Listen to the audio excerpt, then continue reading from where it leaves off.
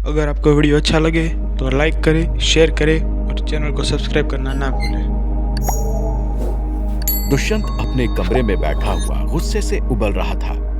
उसका मन था कि वो इसी वक्त जाकर वेदिका की जान ले ले, लेकिन वो ऐसा नहीं कर सकता था क्योंकि अभी तक उसे मालूम नहीं चला था कि वेदिका का खून इस्तेमाल करके वो अपने मकसद में पूरा हुआ था या नहीं। दूसरी तरफ उसे सिद्धांत का भी कोई नामो निशान नहीं मिल रहा था, जिसके कारण वो और भी फ्रस्ट्रेट होता जा रहा था। मगर उसे सिद्धांत तक पहुंचने का कोई भी तरीका नहीं समझ आ रहा था। वो गुस्से के कारण अपनी जगह पर खड़ा हो गया और कमरे में ही घूमने लगा। तभी अचानक से दरवाजे पर एक नॉक सुनाई दी और डॉक्टर वीरेंद्र अंदर आए। दुष्यंत, कमाल हो गया, हमारी मेहनत रंग लाई। डॉक्टर वीरेंद्र खुशी से नाच रहे थे। उन्हें देखते ही दुष्यंत और भी चिढ़ गया और चिल्लाते हुए बोला, यह क्या बकवास कर रहे हैं डॉक्टर साहब आप। मगर तभी डॉक्टर वीरेंद्र ने दुष्यंत का हाथ थामा और उसे खींचते हुए अपने लैब की तरफ ले गया। डॉक्टर, आप मुझे बता क्यों नहीं रहे? दुष्यंत ने गुस्से में चिल्लाते हुए कहा। मगर तभी डॉक्टर वीरेंद्र ने अपने लैब का दरवाजा खोला। अगले ही पल दुष्यंत की आंखें फटी की फटी रह गईं। उसके सामने एक बड़ा पिंजरा रखा हुआ था। उस पिंजरे में एक आदमी बैठा हुआ था। जैसे ही उस आदमी के कानों में उन दोनों के कदमों की आवाज पड़ी, अगले ही पल वो आदमी अपनी जगह पर खड़ा हुआ और पिंजरे को जोरों से हिलाने लगा। उसके अंदर इतनी ताकत थी कि पिंजरा पूरी तरह से जमीन से उठ गया था। डॉक्टर वीरेंद्र तुरंत उस आदमी के पास पहुंचे और बोले, आज से यही तुम्हारे मालिक हैं, तुम्हें इनकी बात सुननी होगी। यह सुनते ही वो आदमी शांत हो गया और दुष्यंत के ऑर्डर का इंतजार करने लगा। दुष्यंत को अपनी आंखों पर विश्वास नहीं हो रहा था। उसने कभी नहीं सोचा था कि उसका सपना एक दिन पूरा हो जाएगा। दुष्यंत ने अपना हाथ उठाया और उस आदमी को रुकने के लिए कहा। अगले ही पल वो आदमी शांति से पिंजरे में बैठ गया। ये देखकर दुष्यंत के चेहरे पर एक बड़ी मुस्कान आ गई। डॉक्टर वीरेंद्र आगे आए और उन्होंने दुष्यंत से कहा, हमारा अंदाजा सही था। वेदिका के खून के कारण हमारी दवाई इन लोगों पर काम कर रही है। हमें किसी भी हालत में वेदिका को यहाँ से भागने नहीं देना चाहिए। उसका ब्लड ही हमारी सारी समस्याओं का समाधान है। उनकी बात सुनकर दुष्यंत सोच में डूब गया। आज वेदिका ने उस पर वार किया था तो दुष्यंत का मन था कि वो वेदिका को जान से मार दे। लेकिन अब जब वेदिका उसके लिए इतनी बड़ी चाबी बन गई थी तो उसे वो किसी भी हालत में जाने देने वाला नहीं था। आप अपना काम जारी रखिए, मुझे जल्द से जल्द अपनी पूरी आर्मी चाहिए। दुष्यंत ने डॉक्टर वीरेंद्र को आदेश दिया और वहां से चला गया। बस उसे सिद्धांत को ढूंढना था ताकि वो अपने रास्ते का आखिरी कांटा दूर करके बिना किसी दिक्कत के दुनिया पर राज कर सके।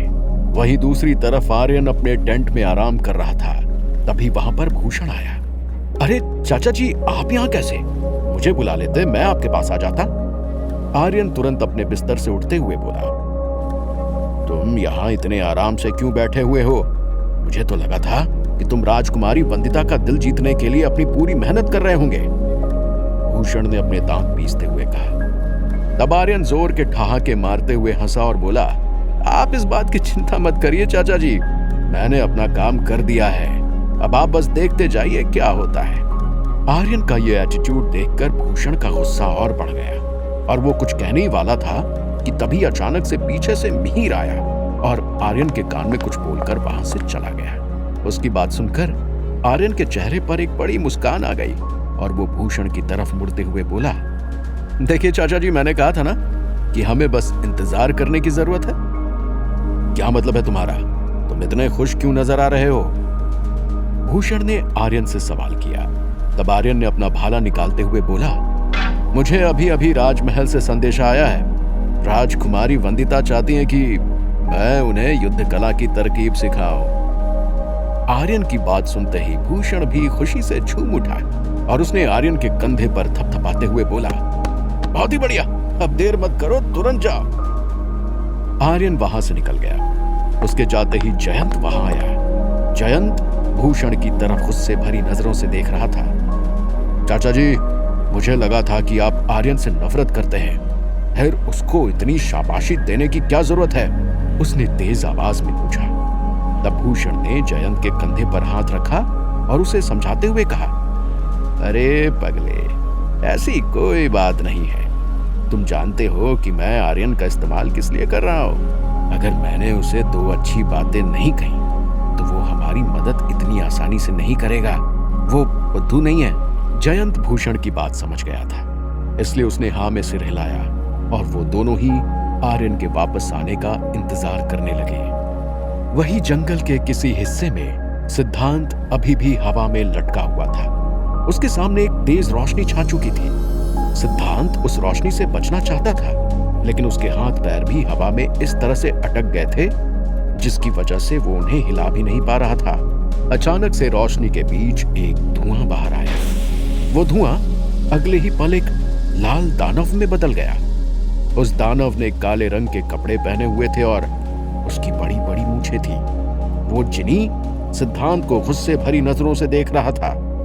तो तुम हो वो मूर्ख जिसने मुझे मेरी प्यारी नींद से जगाया है। अब मैं तुम्हें यहां से इतनी आसानी से नहीं जाने दूंगा। मैं तुम्हें इसी वक्त मार डालूंगा, उस जीनी ने कहा और अपने हाथ हवा में घुमाने शुरू कर दिए। अगले ही पल उसके हाथ में एक रोशनी चमकने लगी। वो रोशनी का गोला आग की तरह भभक रहा था। उस जिनी ने सिद्धांत पर वार करने के लिए अपना हाथ हवा में उठाया, लेकिन तभी सिद्धांत ने तेज आवाज में कहा, रुक जाओ, मुझे इस तरह मत मारो। मैं यहाँ पर किसी मकसद से आया हूँ। अगर मैंने वो मकसद पूरा नहीं किया तो बहुत बड़ा अनर्थ हो जाएगा। वो जिनी तुरंत रुक गया और सिद्धांत की तरफ जिज्ञासा से भरी नजर से देखने लगा। उसे रुका हुआ देख सिद्धांत समझ गया था कि यही सही समय है। वो आगे बोला, मुझे माफ कर दो। मैं नहीं जानता था कि मैंने तुम्हारी नींद खराब की है।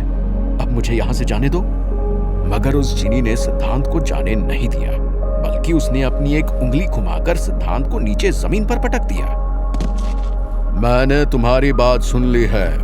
मैं तुम्हें यहां से जाने दूंगा, लेकिन उसके लिए तुम्हें मेरी कुछ परीक्षाओं पर सफल होना होगा। अगर तुम एक भी परीक्षा में हार गए तो तुम यहां से कभी नहीं निकल पाओगे, उसने कहा। सिद्धांत ने तुरंत अपना सर हाँ में हिलाया और बोला, मैं कुछ भी करने के लिए तैयार हूं। तुम बस मुझे यहां से जाने दो। वो जिनी बहुत ही चालाक नजर आ रहा था। अब जब उसकी नींद खुल चुकी थी तो वो बहुत ही बोर होने वाला था, इसलिए उसने डिसाइड किया कि वो सिद्धांत के साथ एक खेल खेलेगा। उसने अगले ही पल एक चुटकी बजाई और सिद्धांत के आजू बाजू की दुनिया पूरी तरह से बदल गई। सिद्धांत एक ऊंची पहाड़ी पर खड़ा हुआ था।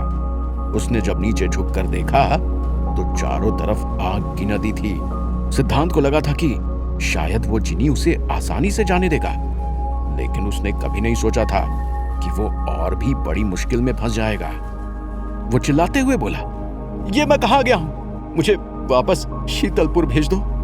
मगर उसके कानों में जिनी की हंसने की आवाज सुनाई दी। जिनी बोला, तुम्हें क्या लगा था कि मैं तुम्हें इतनी आसानी से यहां से जाने दूंगा, क्योंकि तुमने 2 शब्द दुख भरे बोल दिए थे? मैं इतना भी नरम दिल का नहीं हूं। तुमने मुझे मेरी नींद से जगाया है, उसकी सजा तो तुम्हें मिलेगी ही। अब मैं आराम से बैठकर मजे लूंगा, उस जिनी ने हंसी के ठहाकों के बीच में कहा। सिद्धांत का चेहरा गुस्से से लाल हो गया और वो वहां से निकलने के लिए आगे भागने लगा। जैसे ही उसने अपना कदम आगे रखा, अचानक से उसके सामने की जमीन नीचे आग में धंस गई। मगर जमीन के कुछ हिस्से अभी भी हवा में तैर रहे थे। लेकिन सबसे ज्यादा चौंकाने वाली बात थी उन हिस्सों के सामने बने हुए दरवाजे। ये सब क्या है?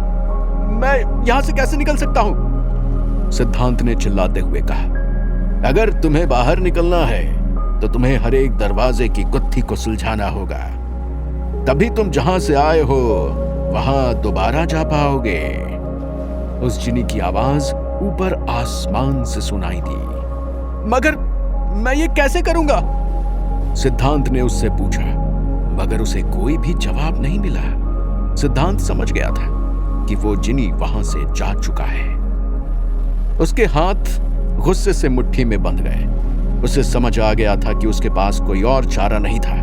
उसे उन सारे दरवाजों की गुत्थियों को सुलझाकर जल्द से जल्द शीतलपुर वापस पहुंचना होगा। उसके मन में न जाने क्यों एक बहुत ही बुरा भाव उठ रहा था। इसलिए उसने गहरी सांस ली और उचक कर पहले दरवाजे के सामने जाकर खड़ा हो गया। उस दरवाजे के सामने एक तितली बनी हुई थी। सिद्धांत को समझ नहीं आया कि उसका क्या मतलब था, लेकिन फिर भी उसने वो दरवाजा खोला और अंदर चला गया।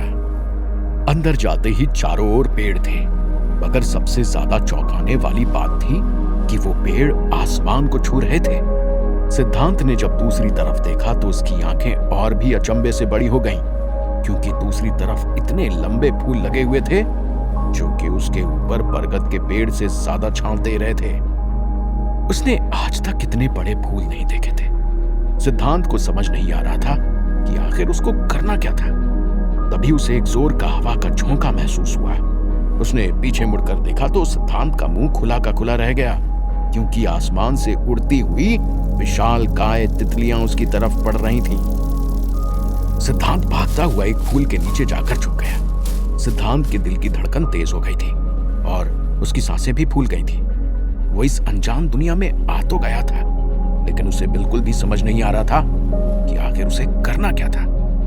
लेकिन उसे एक बात अच्छे से मालूम थी कि वो जिनी कहीं बैठकर उसके ऊपर हंस रहा होगा। सिद्धांत के पास समय कम बचा था। अब उसे दिल से नहीं बल्कि दिमाग से काम लेना था। जैसे ही उसने एक बार फिर आसमान में देखा तो दोबारा से उसकी नजर उन तितलियों के झुंड पर गई, मगर इस बार उसने उस झुंड के बीचों बीच कुछ अलग सा ही देखा। विशाल तितलियों के बीच एक सुनहरी रंग की छोटी सी तितली भी थी, जिसके पंख में एक चाबी बंधी हुई थी। उसे देखते ही सिद्धांत की आंखें चमक गईं और उसे समझ आ गया कि आखिर उसे क्या करना था। सिद्धांत ने समय न गंवाते हुए हवा में छलांग लगाई और उस सुनहरी तितली का पीछा करना शुरू कर दिया। वो सुनहरी तितली के ऊपर इतना ज्यादा ध्यान दे रहा था कि वो बाकी भयंकर बड़ी तितलियों को भूल गया। जैसे ही सिद्धांत उस छोटी तितली के पास पहुंचने ही वाला था, अचानक से बड़ी तितली का एक पंख टकराया और सिद्धांत जाकर नीचे एक बड़े फूल पर गिर गया। सिद्धांत जैसे ही उस फूल पर से उठने वाला था, अचानक से वो फूल बंद होने लगा। सिद्धांत ने ऊपर नजर डाली तो पाया कि उस फूल के आजू बाजू लंबे लंबे दांत थे और वो अपना मुंह बंद करके सिद्धांत को खाने ही वाला था। वो तुरंत उठा, लेकिन उसके पैर नीचे पड़े हुए पदार्थ में फिसलने लगे। अगले ही पल उस फूल ने अपना मुंह बंद कर लिया। सिद्धांत के आजू बाजू अंधेरा छा गया, मगर उसने हार नहीं मानी। उसने तुरंत अपनी कमर पर बंधी हुई तलवार निकाली और उस फूल को अंदर से चीर दिया। जैसे ही उस फूल के मेन अंग डैमेज हो गए, उसने अपना मुंह खोल दिया। सिद्धांत ने एक छलांग लगाई और उस फूल से दूर चला गया। अब उसकी नजर सामने उड़ रही तितली पर थी, मगर सिद्धांत ने एक बात पर ध्यान नहीं दिया था कि उन विशाल काय तितलियों के बड़े बड़े डंक थे, जिनसे वो फूलों से पराग चुन रही थी। जैसे ही सिद्धांत फिर से उस सुनहरी तितली की तरफ बढ़ा, इस बार एक बड़ी तितली का डंक उसके पीठ पर आकर चुभा और उस तितली ने उसे अपने डंक में लपेट लिया। क्या होगा आगे? क्या सिद्धांत इन परीक्षाओं को पार करके बाहर निकल आएगा? क्या वो आर्यन तक पहुंचते पहुंचते और भी ताकतवर बन जाएगा? क्या दुष्यंत अपने शैतानी इरादों में कामयाब हो गया था? क्या वो सच में अपनी म्यूटेंट आर्मी बना लेगा? जानने के लिए सुनते रहिए। अगर आपको वीडियो अच्छा लगे तो लाइक करें, शेयर करें और चैनल को सब्सक्राइब करना ना भूलें।